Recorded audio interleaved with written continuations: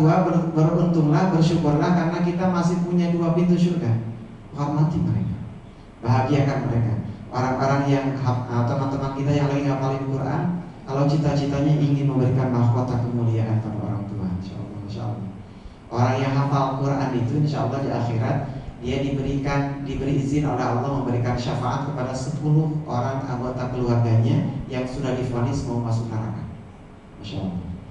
Terus nanti orang tuanya diberikan mahkota kemuliaan yang cahayanya lebih bersinar daripada cahaya matahari.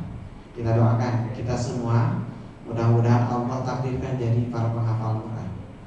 Allah muliakan, Allah berikan hidayah pada kita, kemampuan, inayah untuk bisa berakhlak seperti Al-Quran. Baik, yang selanjutnya orang tua kita ini selain kita doakan, kita muliakan dengan ucapan kita. Minimal nanti kalau ngomong sama orang tua sekarang lebih mulia. Wa qulu qawlan karima, kata Allah. Dan berkatalah kepada mereka dengan perkataan yang mulia. Kadang kita ini suka terbalik kalau ngomong sama orang tua tetangga, orang tua teman, ibu bapak dari mana. Tapi kalau ngomong sama orang tua sendiri, lapar nih.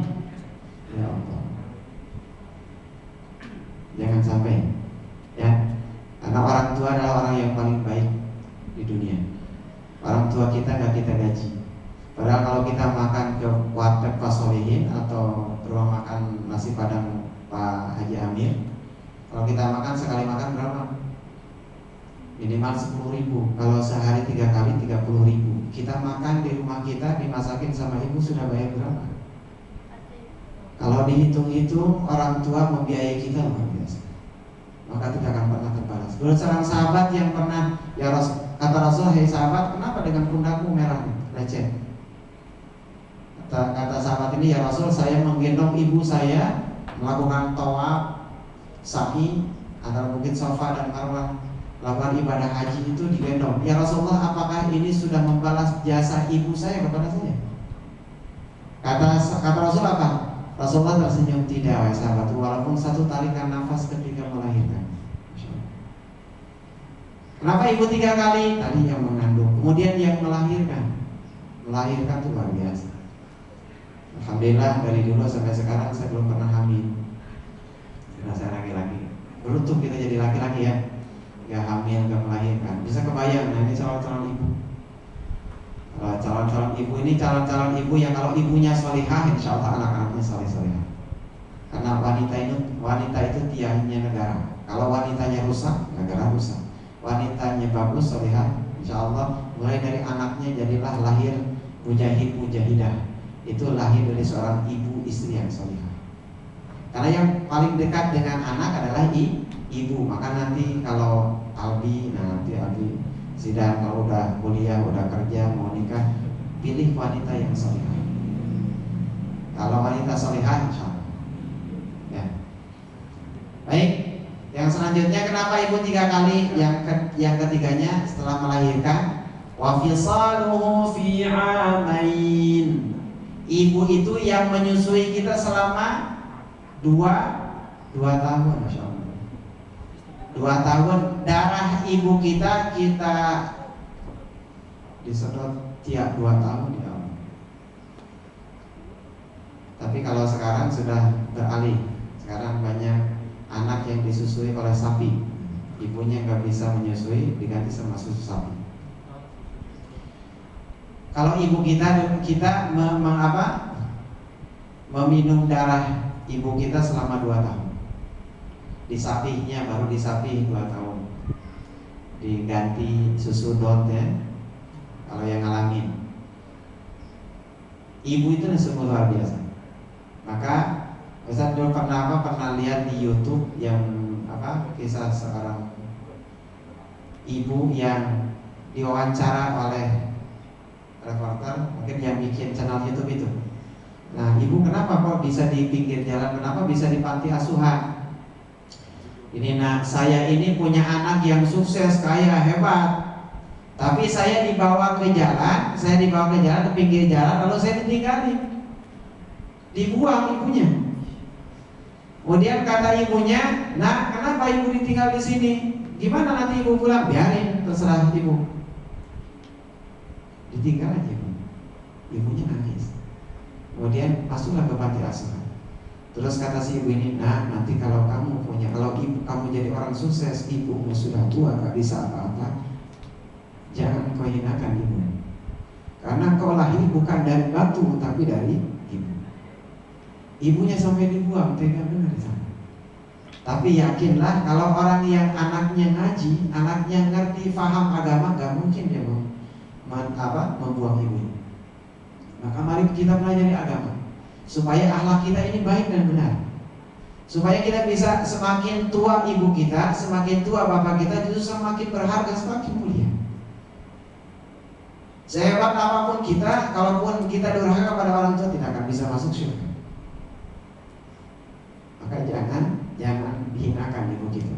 Kalaulah orang tua kita bukan pejabat, bukan orang kaya, bukan orang hebat, orang lain memandang orang tua kita sebelah mata, lalu siapa yang menghargai mereka kalau bukan kita? Jangan sampai orang tua kita ini sama tetangga dihargai, sama nggak dihargai, sama orang nggak dihargai, di rumahnya nggak dihargai sama anaknya. Luar biasa sakit. Kita muliakan orang tua kita. Sebisa mungkin jangan sampai membuat orang tua kita kesal bahkan marah. Orang tua ini sebenarnya luar biasa. Malah orang tua kita ini bagaikan malaikat tak bersayap yang Allah titipkan buat mengurus kita. Nanti kalau orang tua kita sudah terbujur kaku,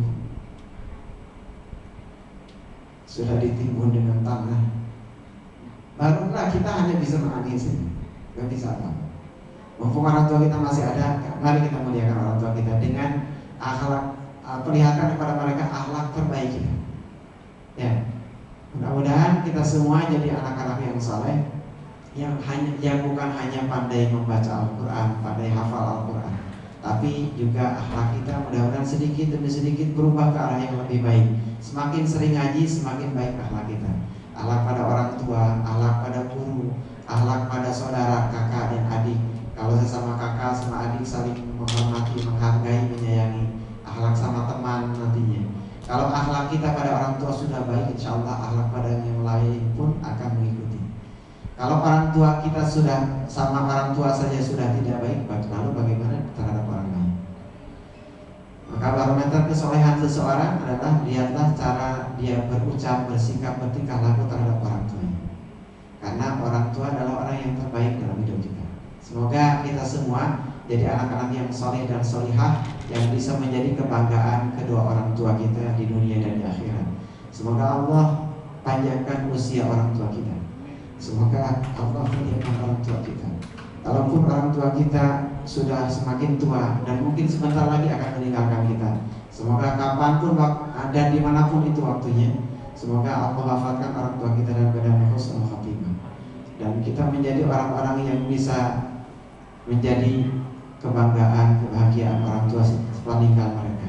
Ketika mereka di alam barzakh, semoga orang tua kita tersenyum bahagia karena melihat anaknya ke masjid, karena melihat anaknya tutup aurat, karena melihat anaknya sholat, karena melihat anaknya ngaji, karena melihat anaknya berakhlak mulia. Semoga Allah SWT senantiasa memperbaiki akhlak kita, akhlak terhadap Allah, Rasul, orang tua, para guru, dan juga sesama manusia yang lainnya. Amin ya rabbal alamin. Itu saja yang bisa disampaikan. Mohon maaf, benarnya tetap pada Allah dan Rasulnya, kesalahan tiada lain dari kesalahan saya pribadi. Saya menyampaikan tentang akhlak bukan berarti akhlak saya sudah baik, tapi kita bersama-sama untuk memperbaiki akhlak kita. Karena manusia meninggalkan nama baikkah atau nama buruk. Semoga Allah SWT jadikan kita semua menjadi manusia, orang-orang yang memiliki akhlak yang mulia sampai ajal menjemput kita nanti. Amin ya rabbal alamin. Aku qouli hadza wa astaghfirullah li wa lakum. Subhanakallahumma bihamdika asyhadu an la ilaha illa anta astaghfiruka wa atubu ilaik. Wassalamualaikum warahmatullahi wabarakatuh.